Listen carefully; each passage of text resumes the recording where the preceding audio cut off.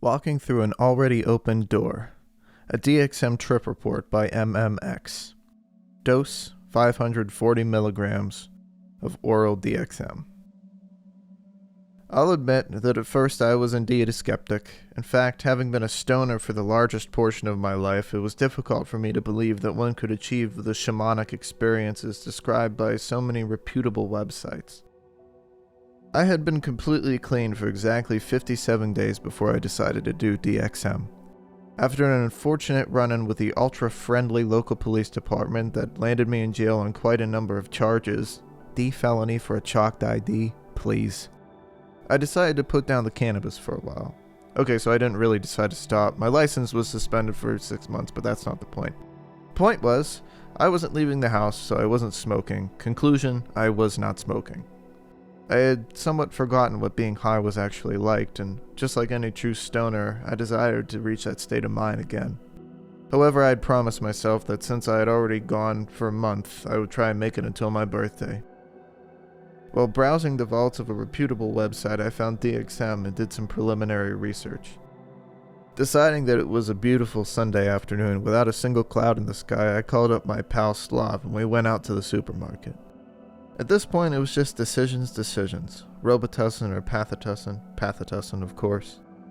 Being the economically minded young men that we are, we picked the cheapest shit on the entire shelf. For those interested, an 8 fluid ounce bottle of Pathotussin that contains 15 milligrams per teaspoon of DXM will only run you $5.19.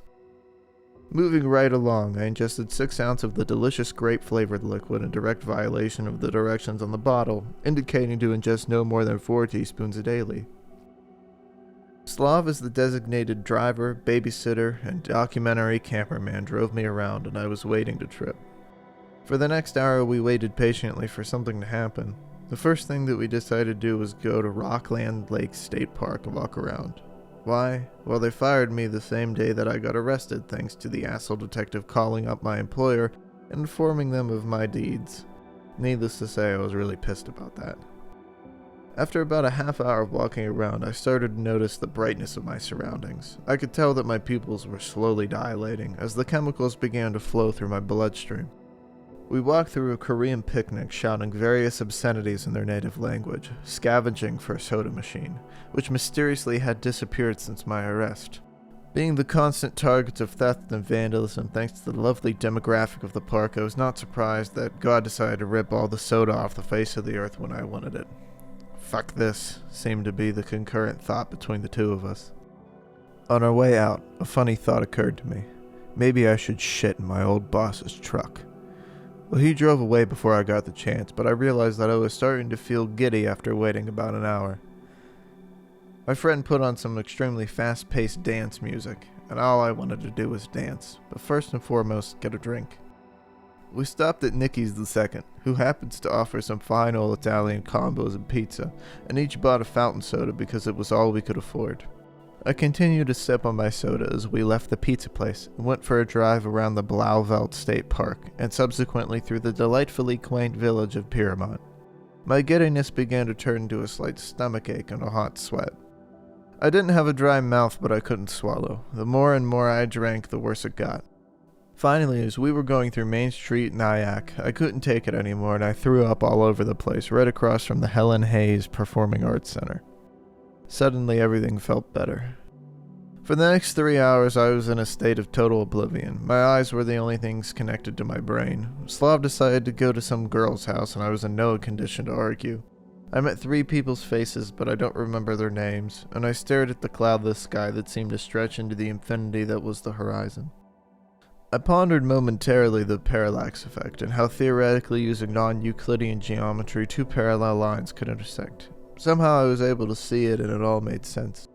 I started to see 2 lines getting ever closer and closer as they were actually farther away, and suddenly they drove off into infinity when they finally touched. Then my thoughts stopped completely like 2 freight trains colliding head-on. Without even being able to delineate the point at which it happened, I lost all my senses. When I tried to walk up a flight of stairs, I realized that my legs were actually made out of a dense rubber, and I was worried that they would snap in half at any moment. Walking down the stairs, I needed some help, but that's a different story. Someone said something about some topic, and I'm not even the slightest bit sure what it was, but I remember responding. I was able to talk on the subject for what seemed like 5 minutes, as if I were an orator on this enigmatic topic. I couldn't even believe that my sentences could even be coherent, for the simple reason that it was elucidated at the point that my very existence and I were both completely incoherent. My only working sense was my sense of sight, and even then it was as if I was trapped inside a magic eye book from so long ago, where three-dimensional forms all seemed to blend into their background and lose their face to the symbol box, like the construction that the book produced. I could feel my eyes drifting off into perfect parallels, generating that interesting double vision effect that many drugs seem to bring. It was more than a simple lack of hearing. It was as if every word that I heard was translated through the babble fish into Esperanto or a complete gibberish that it was totally indecipherable to man.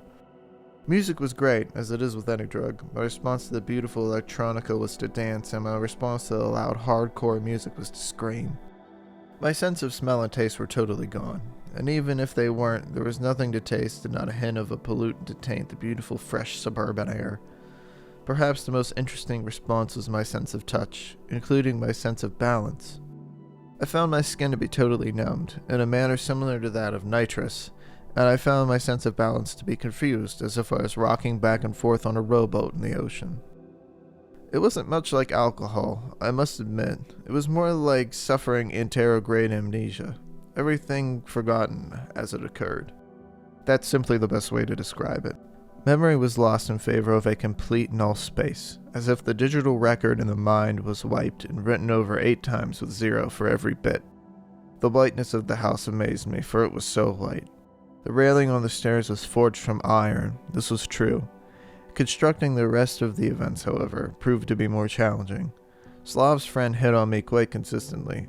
This I also remember. I'm not narcissistic. Many people find me to be attractive, and I find most of them to have had bad taste in men. Once nightfall set in, I was worried about making it home before my curfew, wondering how I could handle myself when I was confronting my parents. Sure enough, before I knew it, I was home. Walking through the door that I had walked through stoned about 1,000 times, and it was like the first time smoking again. I could feel the metaphorical beads of sweat rolling down my forehead and over my cheek, and I could taste them as they passed my lips. I made direct eye contact with my mother as I entered. "Stay calm," my inner monologue commented. "You've done this 1,000 times." It was different. I went upstairs to put my excess cough syrup away in my safe, and I bumped into a wall in the kitchen. Not good, I thought. I walked downstairs again. Well, I couldn't really call it walking. When you're that obliterated, feeling like a single atom in a vastless universe, it's not really much of anything more than dumb luck that you don't completely die then and there by just falling out of a window or getting run over by a mini-trans bus. I sat down at the computer, listened to some techno, and stared at the Winamp visualization plugins. Amazing, absolutely amazing. And looked at some Salvador Dali and Pablo Picasso paintings. As the effects of the DXM wore off, I was still rather contented. Energetic, yes, and unfortunately this interfered with my sleeping, but still contented. For the first time in my life, I truly cheated on my one love, marijuana, and found another lover. I had a funny feeling at this moment that it would not be the first time that I would cheat on my love. The door was already opened. I only walked through it.